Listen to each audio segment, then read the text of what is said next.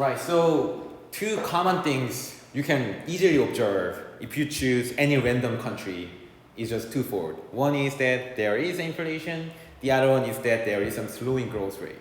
So slowing growth with the surge in inflation, those two things are two bad news to most of the economy, but those two things happening together in most of the countries.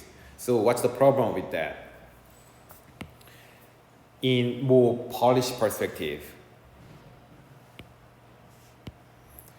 monetary policy is designed to automatically react to the inflation rate. Inflation rate is a main targeting macroeconomic variable that the monetary policy can change.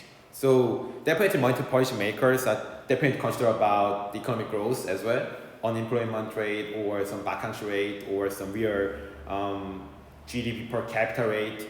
That kinds of things are some really important information for the decision making of the central bank. But the most important macroeconomic variable is inflation rate. If inflation rate is pretty high, then interest rate will go up automatically, definitely automatically. So this raised up the real interest rate a little bit higher than the previous years. It is good news for investor. If you have enough money, all kinds of free money to be invested, so you are up to choose one of the candidates or financial assets, then this is pretty good news because you will expect a little bit higher return on your financial investment. But if you're a debtor, if you borrow some money, it is real bad news. If you borrow some money to make an investment on your firm or company, or if you really need to borrow some money to maintain your daily life, this tightening monetary policy is pretty bad news for you. And in overall economy, in more macroeconomic dimension, it is really bad news for the private sector investment or private consumption. The worst news is that the most of this part of the inflation was contributed by energy prices or the food prices that are two really, really important necessity goods in maintaining your life or maintaining some industry. And this energy price high and the food prices going up is really bad news for the household. With this inflation and more rigid nominal wage, the real wage is going down. So overall confidence of macroeconomy is going down in the most of the economy, especially for the advanced countries.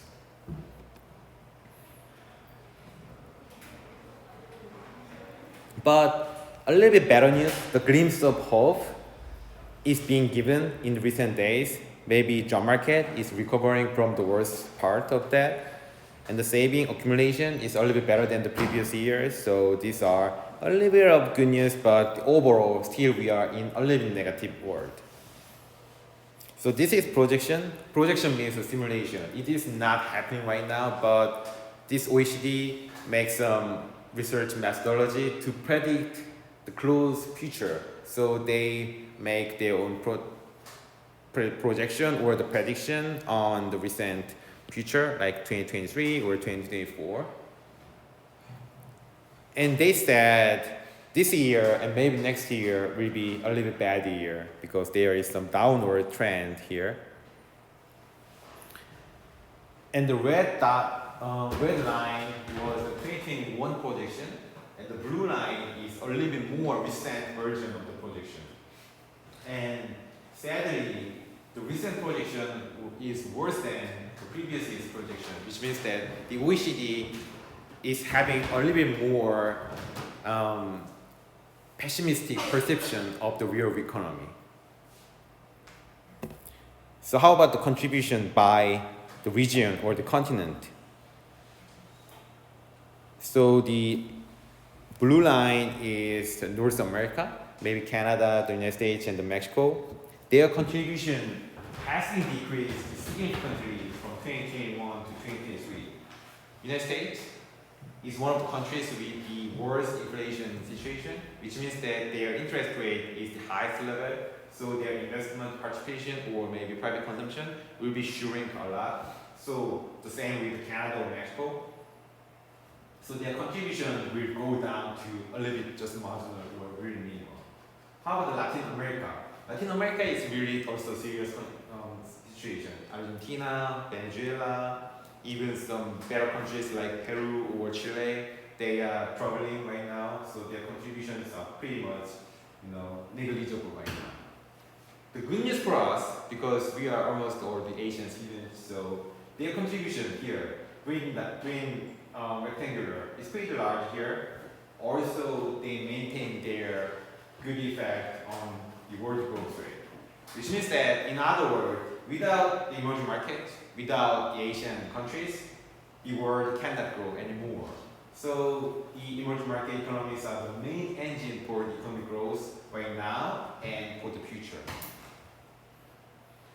The OECD Asia Pacific, which includes just South Korea and Japan, I think so, or Singapore maybe, their contribution level is also pretty much minimal, but they maintain their life a little bit better than the North American countries. The European continent, their contribution level in 2021 was pretty good, but their effect on the world growth rate is also going down as well. So our conclusion, so we can really in detail discuss about what is going on in this region, the Asian continent, with their next chapter, the ADB policy paper, because the ADB is just focusing on the Asian countries' economic growth and economic situation right now. And OECD covers the most developed countries, like the European countries and North American countries, so they rarely mention about the Asian countries' economic status. So we will discuss about a little bit more detail in the next chapter about this really important graph. So economic outlook. So what is going on in this year and maybe next year? North America, their situation is pretty bad because their inflation is still high. So their interest rate is also pretty high. So their economic growth is really pessimistic right now. In the United States, the real wage is going down because inflation going up, but their nominal wage is staying at the same level, so the real wage is going down. So if your real wage is going down, if you feel that, then there is less economic incentive to work hard. You are definitely opting to be unemployed rather than going to work hard for 8 hours or 10 hours a day. So the economic confidence level is going down with this decline in the real wage, or economic, kinds of how economy is enjoying their own life currently is also going down. So the OECD's projection for the economic growth in North America was 1.8% in 2022, but they project it will cut to 0.5% in 2023. 0.5% of economic growth means nothing. There is no growth. There is actually a lot of unemployed. The new employment will be happening in this year. So it is really bad projection. How about some good economy, some better economy in Asian continent? Rising energy cost is also really problematic in Japan and South Korea. So their house income and foreign investment will be also exacerbated by raising energy cost or the inability of the fiscal policy supporting. So as we discussed last times, the fiscal authorities in South Korea or Japan, now they are almost reaching their limitation. They cannot afford more money to have some special groups of their people in some risk or in dangerous status. So the fiscal ability is now going to a little bit minimal or a marginal, and the monetary policy has to stick with the high interest rate because they really fear about the possibility of the capital flight, capital outflow from South Korea or Japan to the United States, because the United States is continuing raising up their interest rate and needs by the end of this year and maybe during the first half of 2024. So they know the United States will continue to raise up the interest rate, which means that there is no way for the central banks in Japan or South Korea to go down the interest rate, make the spread, the interest rate spread or interest rate premium between the South Korea and Japan and the United States. If that kind of happen, then capital flight will be the real problem for the both countries, so they cannot do that. So with these kinds of in mind, the Japan's GDP is projected 0.8 in 2023 and 0.9 in 2024. Interestingly, South Korea's projection for the GDP growth rate is 2.2% growth in both 2023 and 2024. This was the old version. Recently, IMF published their projection for the growth rate of Japan and South Korea, maybe I think a month ago. And they said that the Japan's growth rate this year will be higher than the South Korea for the first time in the 2 decades. So it was pretty big news, but really few newspapers publish that kinds of things because they are really kinds of feeling rivalry with Japan. I don't know why. South Korea and Japan are not rival because in terms of the economic volume, industry they focused on, or kinds of national cultural background, those things, they are very different countries. But South Korean guys have feeling against Japan in many ways, maybe playing soccer game or playing some sports versus the Japan. They feel really a kind of hostile against Japan. But anyway, so for the first time in the last 2 decades, the Japan's real growth rate will be higher than South Korea's one. It is really serious news for the South Korea. South Korea is behind Japan in the speed of growth. Can I? Sure. Yeah, there is this statement that Korean economy can follow the 3 years of Japan's economy. Have you heard about that? Yeah, so there has been a long history about the economic gaps between the South Korea and Japan. So we need to go back to 1980, before you were born. So in 1980 to 1990, there was some economic rivalry between the Japan and the United States. Have I discussed about the effect of Toyota in this classroom? Toyota truck maker. So yeah, let me briefly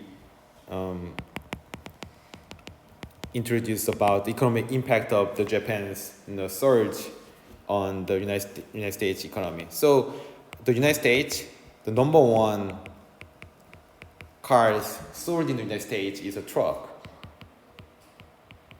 a kind of pickup truck, because America is too large and their oil price is too low, so driving truck is no more any problem. So 1/3 of the population had a pickup truck, which means that 1 of 3 households have at least 1 truck in the United States in the 1980s. And in this year, Toyota, one of the biggest Japanese car maker, is targeting to sell their cars in the United States, but they didn't have any trucks in their lineup. So they invented a kind of truck by themselves, the smaller trucks. Because the Japanese car makers are really good at making smaller cars, right? Really small cars. So they invented smaller size truck by Toyota or the other Japanese car makers like Honda or Mitsubishi or the other car makers, and they sold a lot of smaller trucks to the United States.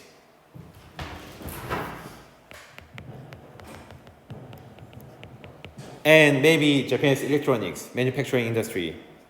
Do you guys remember the Sony Walkman? Do you guys know what the Walkman is? How do you guys know? It is smaller kinds of cassette tape playmaker with your earphone or something. So Sony invented these kinds of really small but pretty good quality of playing music Walkman, and they export a lot of Walkmans to the United States. So Japan's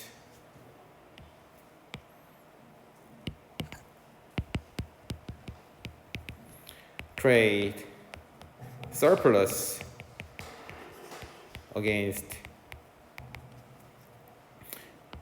the United States is going really well, which means that in the United side, trade deficit,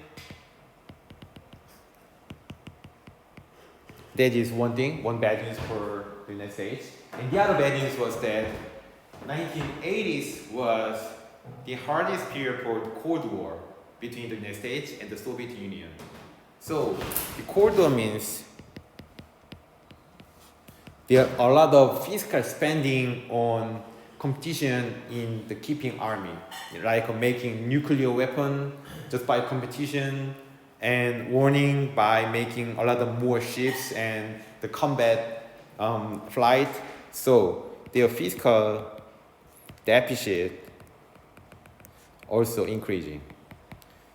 It is called the twin deficit. So with this twin deficit phenomenon in the United States, it's real bad news for the United States, but it's good news for Japan. So like the China in recent days, Japan's capital inflow was really huge. So every Japanese firm owners owned at least one buildings in the Manhattan. So in this, one of the peak period, the 70% of higher buildings in Manhattan were owned by the Japanese guys because they bought a lot of buildings. They invested a lot with the foreign financial assets from the Japanese side to the United States side. So in this period, there is really big boom here in Japan. But their economy collapsed in the beginning of 1990s.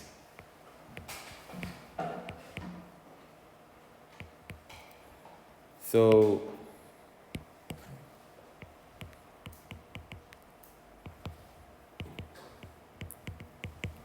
their asset market was a bubble.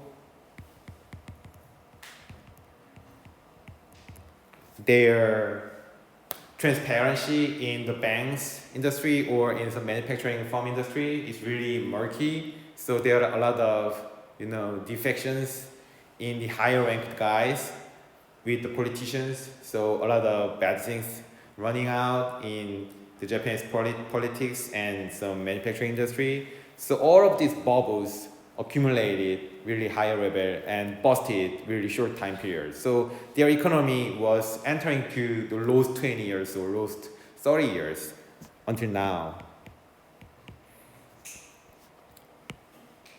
And there is one big event in this time period, which is the IMF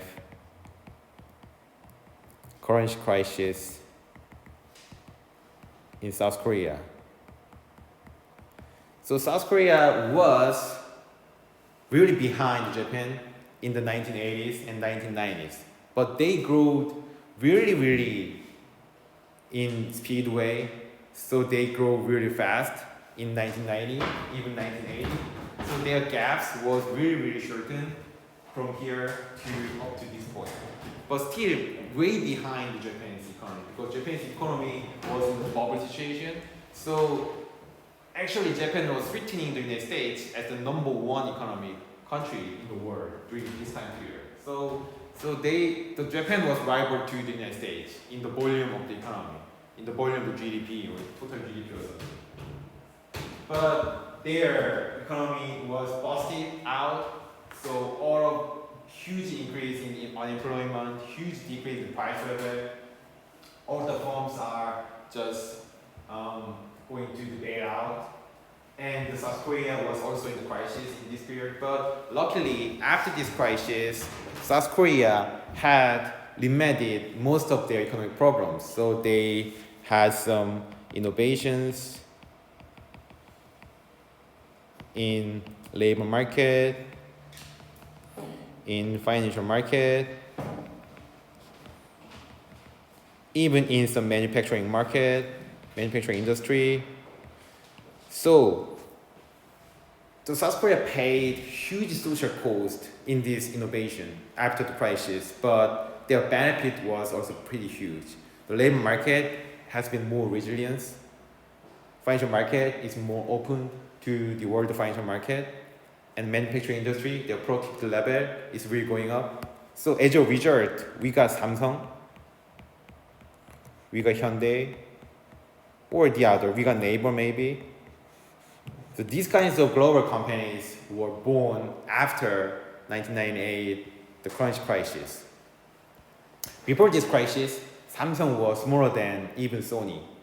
But after this one and up to after 20 years of the financial crisis, Samsung's market value is 10 times larger than the Sony or any Panasonic or any other Japanese manufacturing industry or the electronic makers. So the growth rate of South Korea from here to here for the last decades was maybe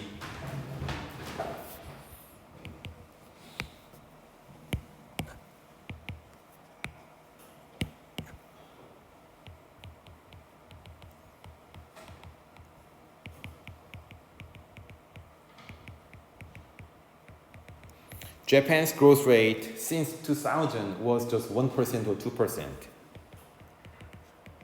for the last 20 years. South Korea, 7 to 8% from 2000 to 28, and 3 to 5% from 2008 to 2017, and 2 to 3% in 2017 to now.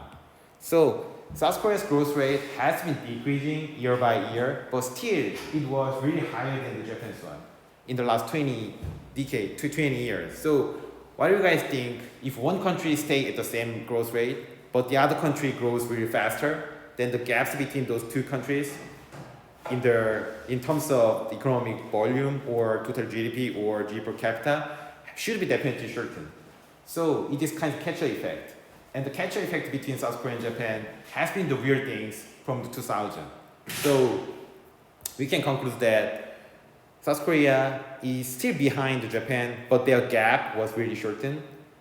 So in recent years, maybe I think it was 2020 or 2019, the GDP per capita, in terms of the real GDP per capita, South Korea was larger than the Japan, which means that in average, South Korea people can get the more income than the Japanese one in 1 year or two in the recent years. So it was first time in the history of those two countries. So there was a bunch of reasons that the South Korean guys are proud of their own country in comparison with the Japanese economy. But now South Korea's GDP growth rate was really going down.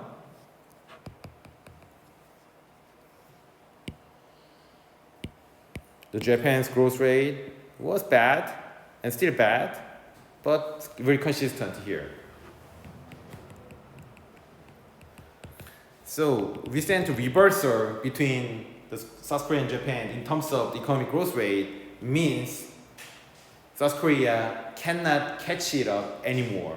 Their gaps will be the same or will even a little bit getting larger if the economic growth rate of Korea is still lower than the economic growth rate of Japan in the future. So it is really big warning sign to the South Korean economy because we are going down in the last 20 years and we still cannot find out the solution. Our economy is caught up by the China or the Vietnam or maybe India or even Taiwan. Taiwan's real GDP per capita is now higher than Korea. So, and I even didn't imagine that kind of situation 5 years ago. 5 years ago, Taiwanese students came to my department and they said that we love South Korea because South Korea is a rich country and our country is not, so I am really envious of South Korea. I heard the kinds of things, but after 5 years, their real GDP per capita is larger than South Korea because of the semiconductor industry's boom and bust things. So things are really changing rapidly, and now it is really difficult situation for the South Korean economy to reboost their own economy and revitalize their economic growth to the previous year's level. Not 7%. I don't think South Korea can reach to the 7% to 8% economic growth anymore in maybe next 50 years or something. We cannot do that because we are on the another track. We are belongs to the advanced countries level group.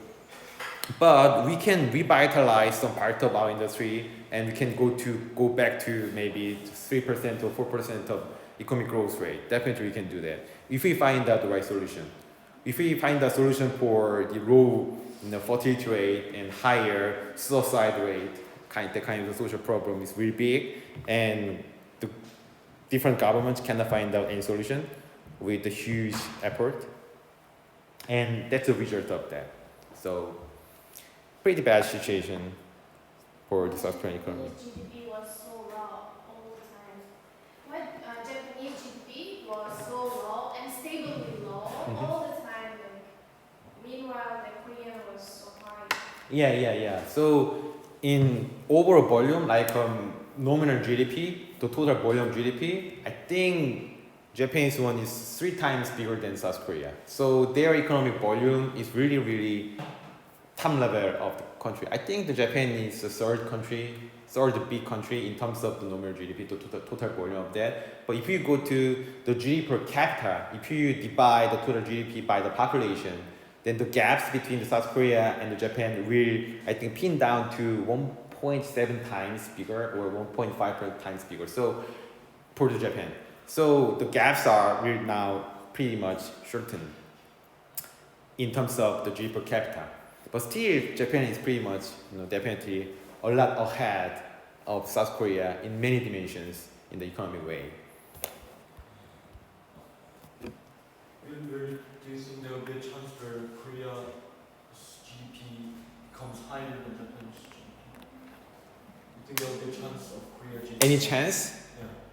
I think there is no chance because the population gaps are really big. The Japan is, I think, more than 100 million population there. We have 50 millions, so we are just a higher population. But how much GDP per capita? GDP per capita, I think the economic fundamental is also really different in the different level. Our economic fundamental is really fragile. How many industries we are safely relied on, except semiconductor industry? I don't think zero, right? The car making industry is now in a very big dangerous situation, and maybe shipping or maybe logistics or the other big industry are now really transitioning to the next level. So we have just only one industry we are safely relied on. But for Japan, their fundamental is pretty strong and they are really stable. They don't depend a lot on their semiconductor industry. They are definitely love the semiconductor industry, but not much like this, the South Korean or Taiwan's case. So their economic fundamental is really stable and more stronger than the South Korea's one.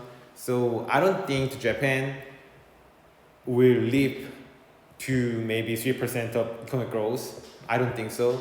That happen. But they will stay there. They will stay there maybe for the next 20 years, 30 years. So their economic size will not shrink dramatically because they already experienced the worst case 20 years ago, and they are recovering very slowly to now. But South Korea is now going to the worst case. So their economy is going deep into the bottom of, we can imagine, okay, so this is our bottom, but now we are going deeper than the bottom line. So I don't know. If I know that, then I'm not here. I definitely go to the other part of the economy. But yeah, I definitely need to think about what kinds of solutions that we can imagine. But yeah, I cannot imagine any kinds of brilliant way that South Korea overcome these kinds of difficulties at once or in a very short time period. So South Korean guys never want to make a babies. That's really big sign why this economy has a lot of troubles. If you think your future is pretty much bright, then you'll definitely try to make a baby because you really want to, give your babies a kind of good future because you are enjoying right now your country's situation. Then you definitely want to make a family to continue your life to the next generation. But now there is no one who believe that this country is really good for enjoying life until death. So they don't want to make a baby. They even try to kill themselves. Suicide rate is pretty high because they don't want to leave this country anymore. So suicide rate is the first, and the birth rate was the last one. So that's kind of really representative signals that how this country is really having a lot of troubles right now. Are the Japanese society is open for foreigners? Or? They are definitely better than South Korea. I think the South Korea is the worst country in the harassment or any kinds of things. Have you guys ever felt? South Korean guys have never experienced cultural diversity in their 5,000 years of history. They believe they share the same blood still. So they believe they have one nation from the same ancestor. That's kind of definitely a lie, I believe so, because they're having a lot of mix with the other countries, people. So we are not Korean anymore in terms of the biological or the genital things. But South Korean guys still believe that they have their own original culture and they don't accept the cultural diversity in many ways. I strongly feel in many dimensions relative to maybe Japan. Japanese guys really prefer to marry the foreigners. Their cultural openness is definitely higher than South Korean. But race is really problematic issue in South Korean society. There is some really strict. I don't think there is some strict kind of cultural custom or something, but we can easily feel that you will be treated a little differently if you have different color of your skin. Definitely you can do that. And that's really dumb shit in most of countries which already experience a lot of cultural diversity. But since South Korea did not actually have the cultural diversity experience in their recent history, so they don't know how to treat foreigners with the same quality of the kinds of action or the custom. So they react naturally. So they definitely more familiar with white guys because they watch a lot of Hollywood films and they also love some pop stars. They are all the white guys, so they are really familiar with the white guys and they are pretty much polite to the white guys, definitely if you are white. But they do not have any experience in enjoying some, for instance, the Persian singer. They don't know any name. They cannot name any Persian or Saudi Arabian singer. They don't know about their culture. So they don't know how to treat them. They don't know how to treat some Islam background culture or something. They don't know any information because they don't watch Islamic movie or something.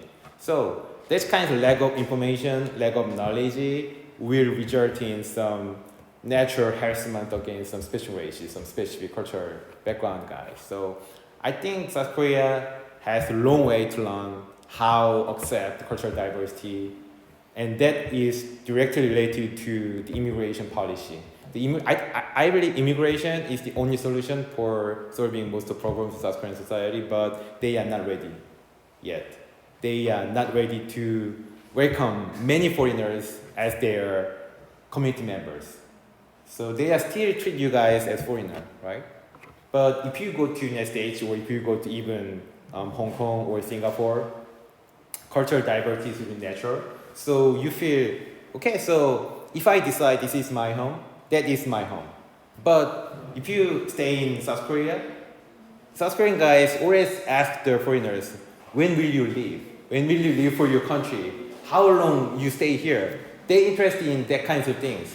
They never think, okay, this guy will be my neighborhood forever. They are not ready to accept the kinds of things. So we need a little more time to make adjustments. Usually happens with older generation, but young generation, they are quite nice. They treat well, and sometimes they are interested in our cultures, and sometimes they can speak in English so well, but they're Really? But old generation, it depends on them because it depends on the high quality local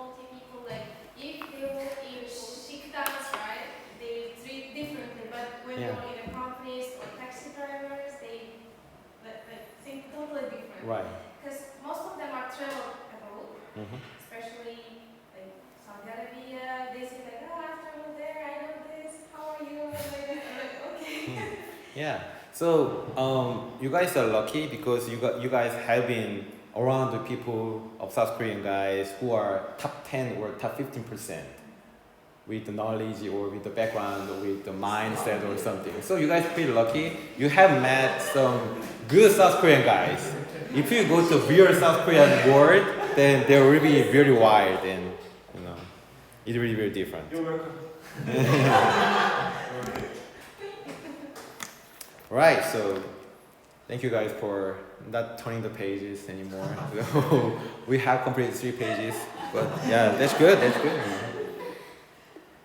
Okay, so we are done with the Japan and South Korea story, and we have some specialized pages for those 2 countries in the later chapter, so you can expect the further discussion about those 2 countries.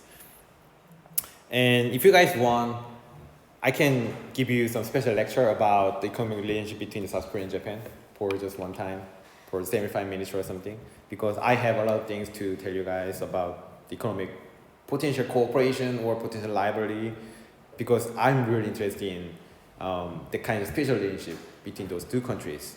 My father was the historian who studied about the Chinese ancient history, and if you are familiar with the China, really rare country in the way of their economic policy or political things. My father insisted that some regions of China is not made of the Chinese cultural background, so there is some special cultural independence of some specific region. Because China is too big country and there are too many different cultures, and my father argued that Chinese government need to accept that cultural diversity and make them to be a little bit more independent for it. That was really sensitive issue for the Chinese government 30 years ago, and Chinese government just prohibited my father to come to China. So my father was invited to some good international conference in China, but he never made it happen because he was banned in entrance gate of the Chinese airport or something. So I really know that the South Korea and North Korea maybe, and Japan, China, plus Taiwan, maybe Hong Kong, those countries have really complicated history in more than, I think, 1,000 years.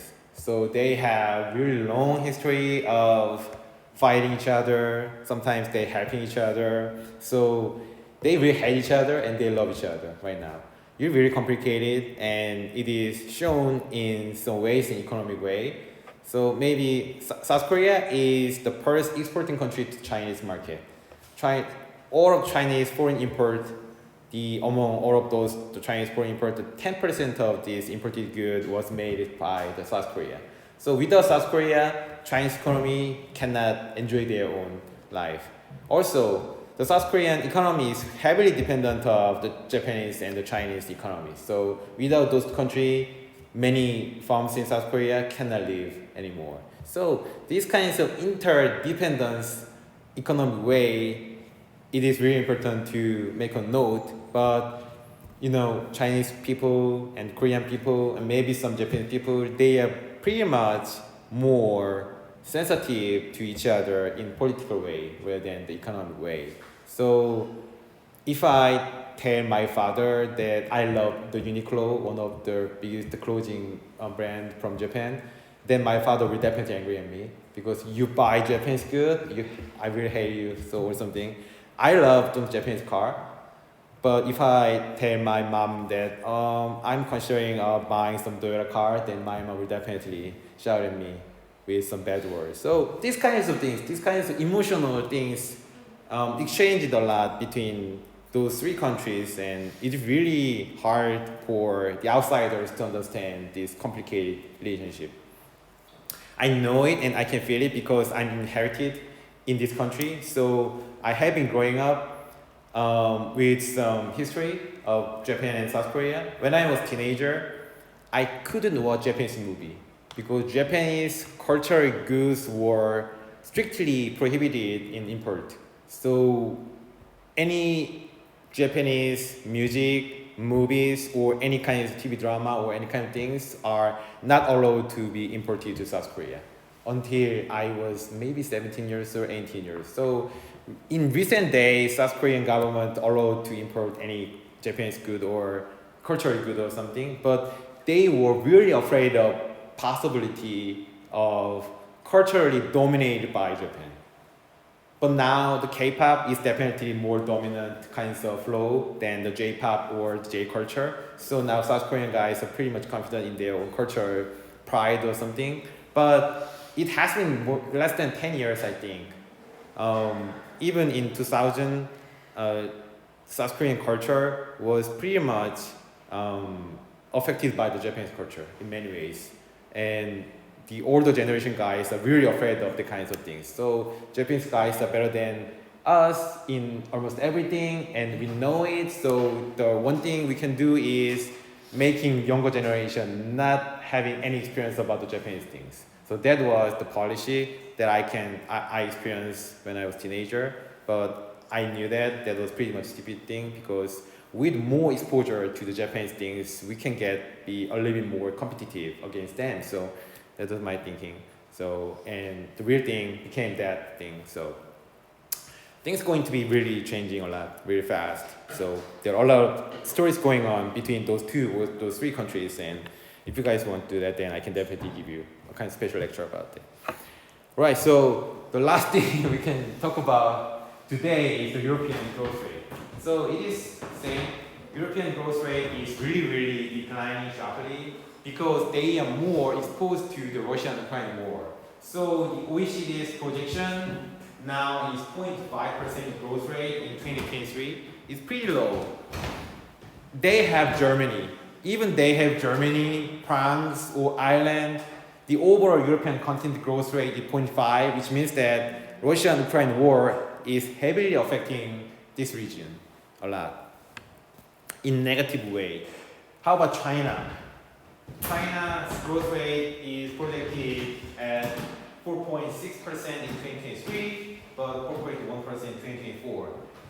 You may think this is pretty good number, but in terms of China, if you think about the China economy, which has been increasing their economy by 7%, or in worst case, 6% growth rate in the previous years, before the pandemic, 4% growth rate is really low number.